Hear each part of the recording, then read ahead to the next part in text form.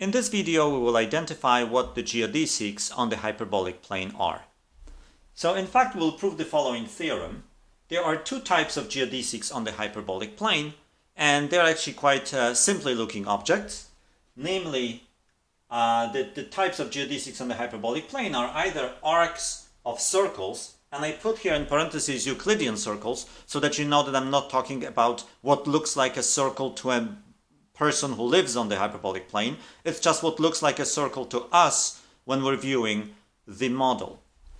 So these are arcs of Euclidean circles that are centered at the x-axis, and we actually know exactly how to compute the length of these arcs because we did this in the previous video.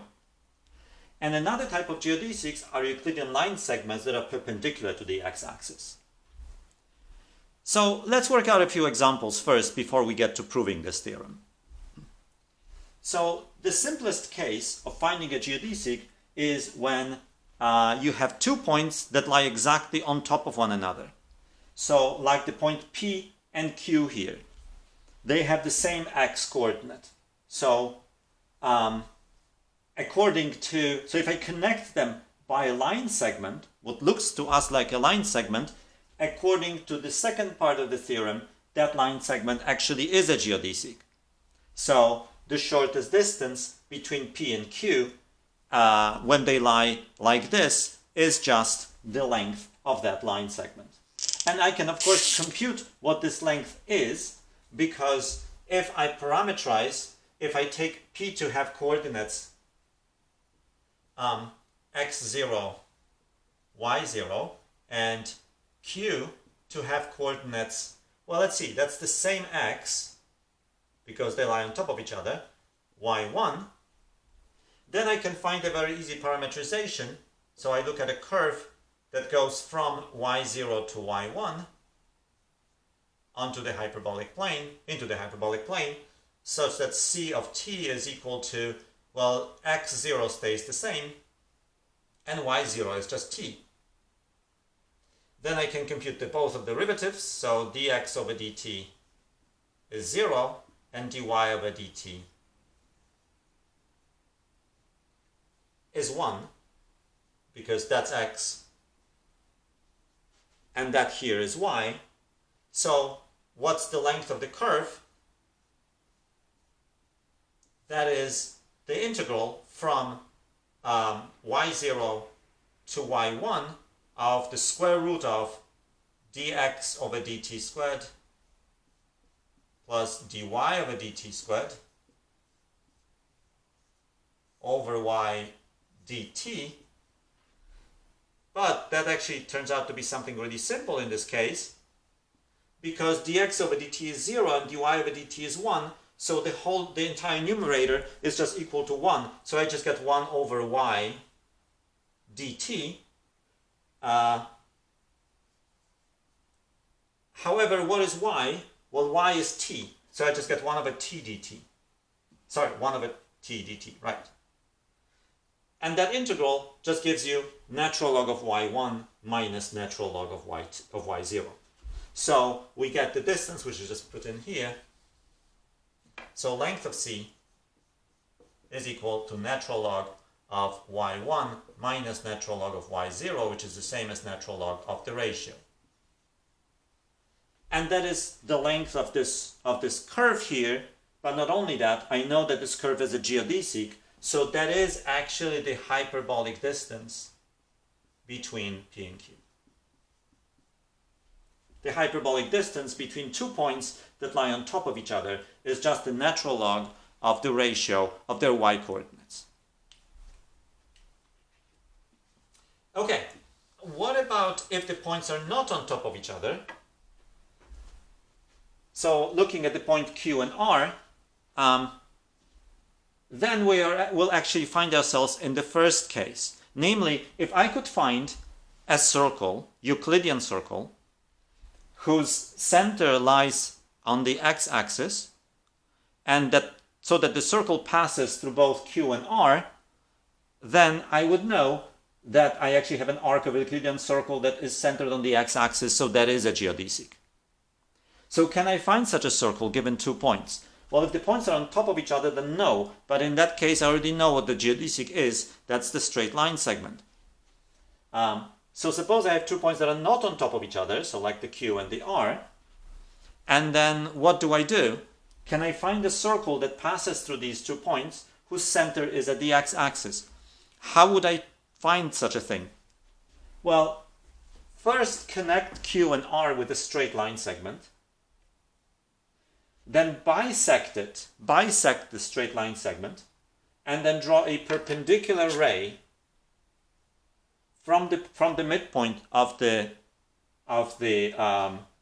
line segment QR.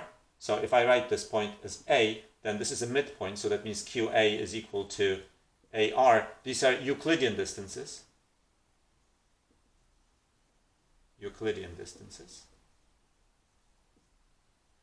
And then I draw a perpendicular ray, and it intersects the x-axis at some point. But note, now, because of this construction, the distance between this point and Q is the same as the distance between this point and R. So if I denote this point by C, I have that CQ is equal to CR,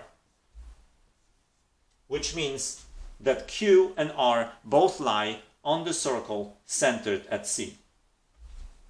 So both Q and R lie on a circle centered at C. So there is such a circle. So here you see the arc of that circle. And I know that arcs of Euclidean circles that are centered on the x-axis are geodesics. So that means that here is the shortest path between Q and R. If you wanted to find the shortest path between P and R, these also are not on top of each other, you would do exactly the same thing. So you'd connect P and R by a line segment, bisect it, draw a perpendicular, okay, and then you get a circle centered here, so that would be, let's call it C prime,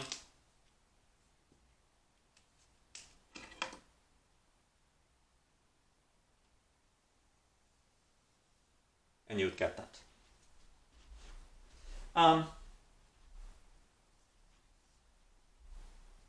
Of course, you could ask, what is that length here? So I don't want to make the picture too... well, maybe I can actually do something here with this here. So if this angle here is alpha, it doesn't have to be a straight right angle, right? And if this angle here is theta, then the length of this arc PR, so in other words the hyperbolic distance between the points P and R, is what we derived last time. That was the natural log of cosecant of alpha plus theta minus cotangent of alpha plus theta divided out by cosecant alpha minus cotangent alpha. That is the distance. So suppose you live on a hyperbolic plane and and you actually live in the town P, and you want to go to the town Q and the town R, and suppose that for some reason the people on the hyperbolic plane like to represent the maps by using this model here, that is, using this planar upper half plane model of the hyperbolic plane. Then you ask yourself, okay, so if I want to go from P to Q, what's the shortest way? What is the distance I have?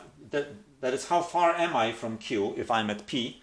Well, that's the distance. It's the natural log of y1 minus y0.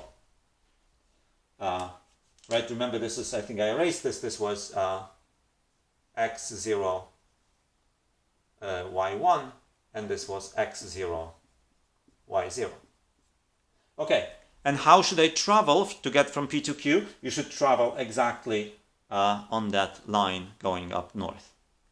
Okay, what if I want to go from P to R? Which path should I take? Well, you should travel along that circle here. That's the shortest path. Not this. That is actually longer.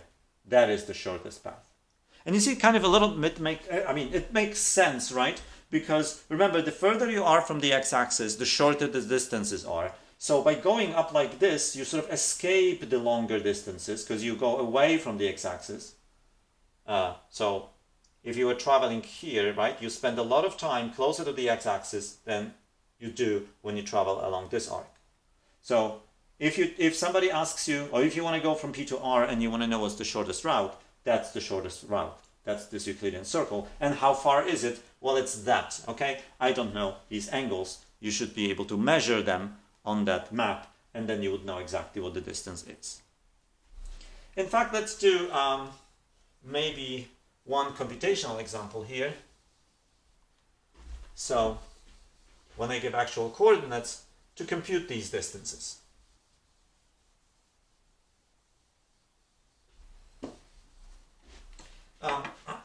So in particular, to compute this, to find the center of the circle. So suppose this is just like here, the x-axis, and here is the y-axis. And let's take the following points. So let this be 1, 2, 3, and 1, 2. And I take this point here. So that's the point 1, 2. And in fact, I'm going to do something like this. I'm going to take this point, 1. Sorry, this is not 1. This is 1, 2, and this is now 3, 2. So this is my point P, and this is my point Q.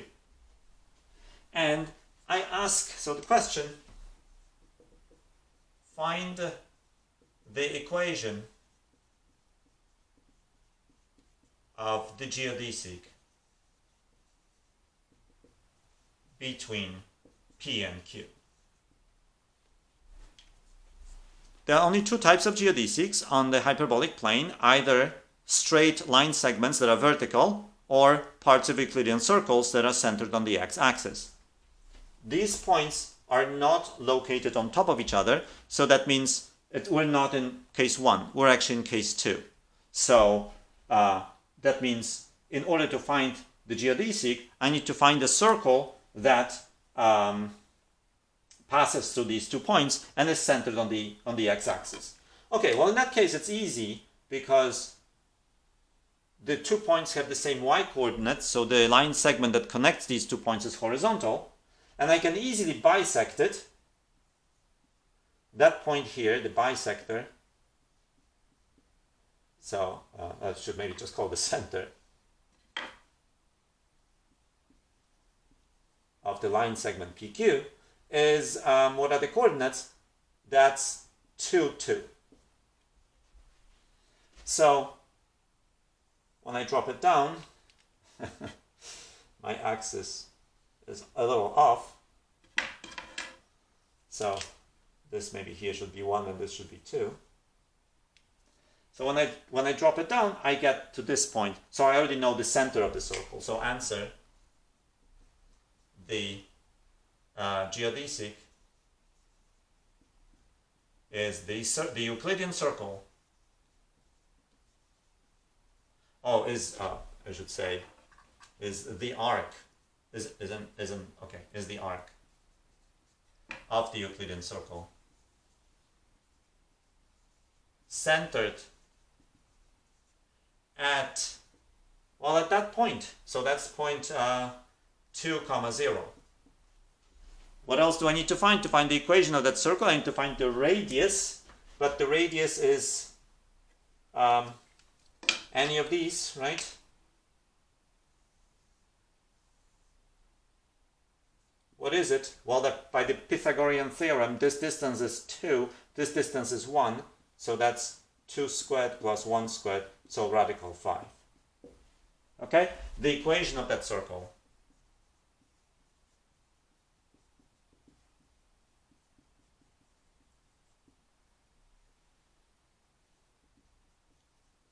is, okay, so it's a circle centered at 2, 0, so that's x minus 2 squared plus y squared equal to 5. So here is the geodesic path. Okay, that's part of this. That's an arc of this Euclidean circle. Exactly which part? Well, for that I would need to know the angles, right? I need to know this angle alpha and this angle theta to sort of say exactly which arc it is. You can use some trigonometry to compute these angles, or at least you can approximate using a calculator. So what is the distance between these 2 points?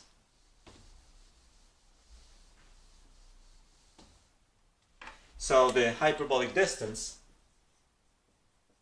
between P and Q, that's again the same formula. That's natural log of cosecant theta plus alpha minus cotangent theta plus alpha divided by cosecant alpha minus cotangent alpha. Okay, you need to compute these angles to know exactly what the distance is, but that's the geodesic, and the distance is given by that. Of course, the points do not have to be horizontally aligned, except then finding this the center, so the intersection of the perpendicular with the x-axis, which just takes some computation that I don't want to do here on the board. But I encourage you to do examples like that for yourselves.